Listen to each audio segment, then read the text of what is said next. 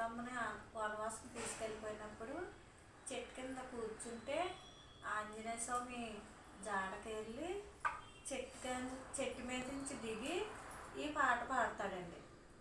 ఓకేనా?